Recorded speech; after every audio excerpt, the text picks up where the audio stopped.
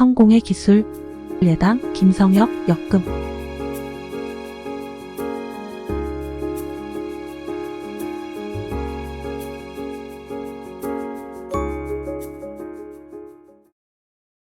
OK 비즈니스 대화기술 대화 방해의 12가지 주법 의사소통하는데 가장 큰 장벽은 바로 우리 안에 있는 판단하려는 성향이다.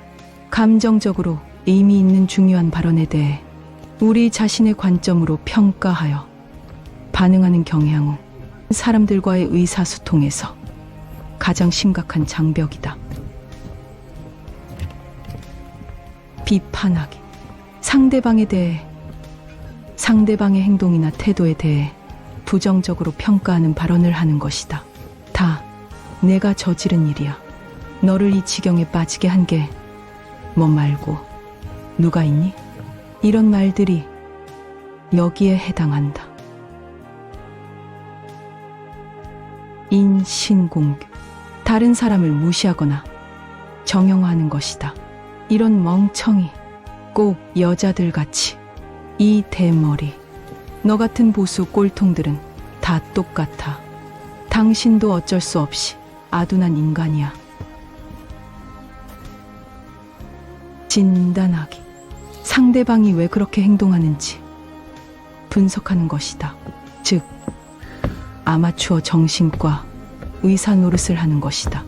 내 속이 훤히 들여다 보인다. 내 성질 돋우려고 이런 거 다 알고 있어. 내가 대학을 나왔다고 나보다 잘났다고 생각하는 거니? 평가형 진단 다른 사람의 행동이나 태도에 대해 긍정적으로 판단하여 얘기하는 것이다. 넌 정말 착한 애야. 오늘 잔디밭 청소하는 거 도와줄 거지. 교사가 학생에게 넌 정말 대단한 시인이야. 하지만 칭찬이 부정적인 결과를 가져오는 경우도 있다. 칭찬은 가끔 사람들의 행동을 조정하기 위한 술책으로 사용된다. 어떤 저희를 가지고 칭찬할 때 칭찬을 듣는 사람은 칭찬하는 사람이 자신을 지배하고 이용하려는 것에 분노를 느끼게 된다. 자신이 칭찬받는 사람이라는 것은 흔히 상대보다 한 수 아래라는 것, 불리한 위치에 있다는 것, 달콤한 말에 넘어가는 사람이라는 것을 의미한다. 명령하기 강제력이 사용되면 사람들은 보통 저항감과 분노를 느낀다. 명령은 상대방의 판단력을 믿을 수 없다는 의미를 담고 있기 때문에 명령을 받는 사람은 자존심을 다칠 우려가 있다. 명령은 자신이 원하는 것을 다른 사람에게 시키는 것이다. 지금 당장 숙제부터 해. 왜라니? 하라면 할 것이지. 이협하기 시키는 대로 하지 않으면 좋지 않은 일이 생길 것이라고 경고함으로써 다른 사람을 제압하려고 하는 것이다. 만약 내가 그 일을 안 하면, 당장 조용히 하지 않으면 반 전체가 오늘 집에 못 갈 줄 알아. 훈계하기 상대방이 어떻게 해야 하는지를 말해주는 것, 즉 설교하는 것이다. 너 이혼하면 안 돼. 애들이 어떻게 될지 생각해봐. 그 사람한테 내가 미안하다고 해야 해. 사람들은 대부분 다른 사람에게 해결책을 제시할 때 그럴듯한 후광을 더 씌우고 싶어 한다. 그래서 자기 생각을 사회적 지위, 도덕 또는 권위 있는 이론으로 뒷받침한다. 훈계는 보통 해야 한다 라는 말을 사용하지만 이렇게 하는 것이 옳아. 요샌 우리 집에 자주 오지 않는구나 같은 표현을 사용해도 그 안에는 해야 한다 라는 말이 포함되어 있다. 과도하거나 부적절한 질문 일상적인 대화에서 질문은 직접적인 의사 표현보다 훨씬 비효율적이다. 질문은 불완전하고 간접적이고 뭔가 감추어져 있는 듯하고 인간미가 없어서 결과적으로 방어적인 대응과 저항감을 초래하기 때문이다. 게다가 어떤 사람들은 정보를 얻기보다는 대화를 가로막거나 질문받는 사람을 우회적으로 이용하기 위한 수단으로 질문을 이용한다. 장애로 작용하는 질문들은 몇 단어로 대답할 수 있는 것들이 많다. 언제 그랬는데? 내가 한 일이 후회는 되니? 어디 갔다 왔니? 밖에요. 밖에서 뭐 했는데? 아무것도 안 했어요. 오늘 학교에서 어땠니? 좋았어요. 조언 충고하기. 충고는 기본적으로 상대방의 지적인 능력을 모욕하는 행위이다. 충고는 상대방이 자신이 처한 문제를 이해하고 그것에 대처할 능력이 없다고 보는 것이다. 사실상 우리는 은연중에 그 사람에게 이렇게 말하고 있는 것이다. 내가 보기엔 답이 뻔히 보인 문제를 가지고 뭘 그렇게 쩔쩔매고 있어. 바보같이. 충고의 또 다른 문제는 충고하는 사람이 상대방의 고민거리를 완전히 이해하고 있는 경우가 없다는 것이다. 사람들이 걱정거리를 누군가에게 털어놓을 때 그들이 얘기하는 내용은 빙산의 일각인 경우가 많다. 그래서 충고하는 사람은 상대방의 복잡한 상황과 감정, 그리고 표면적인 내용 아래 숨어있는 다른 수많은 요소를 알 수가 없다. 상대방의 문제에 해결책을 제시하려는 충고. 내가 너라면 그 사람한테 쏘아붙여 주겠다. 그건 간단한 문제잖아. 먼저 사려 깊었던 전 스웨덴 외교관 가그암마 슐트는 이렇게 말했다. 질문이 무엇인지 모르기 때문에 쉽게 대답하는 것이다. 화제 돌리기.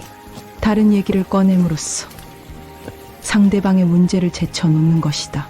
그 말을 듣고 보니 생각나는 대로 시작하는 구절이 바로 그 신호탄이다. 대화라는 이름으로 진행되는 것 중 상당수가 이런 화제 돌리기의 연속에 불과하다. 그것도 고민이라고 얘기하는 거니? 내가 당한 일 좀 들어볼래? 그래서 말인데, 그러니? 나는 말이야. 수술 이야기가 나와서 말인데.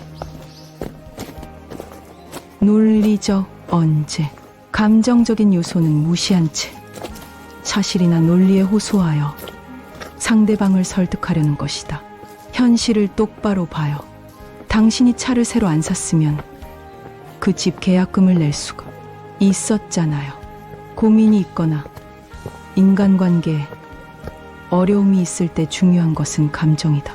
그러므로 감정을 연관시키지 않으려고 논리를 사용하는 사람은 상대방이 그들을 가장 필요로 할 때 상대방에게서 달아나는 셈이다.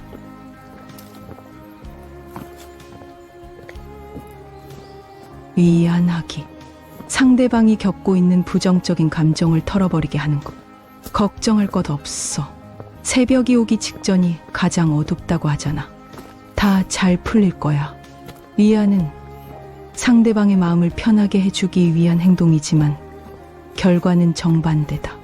위안은 진심으로 상대방과 함께 있어 주는 방법이 아니다. 그것은 일종의 감정적인 물러섬이다. 다른 사람을 돕고 싶지만 거기에 당연히 따르게 되는 감정적인 부담은 피하고 싶을 때 쓰는 방법이 위안이다.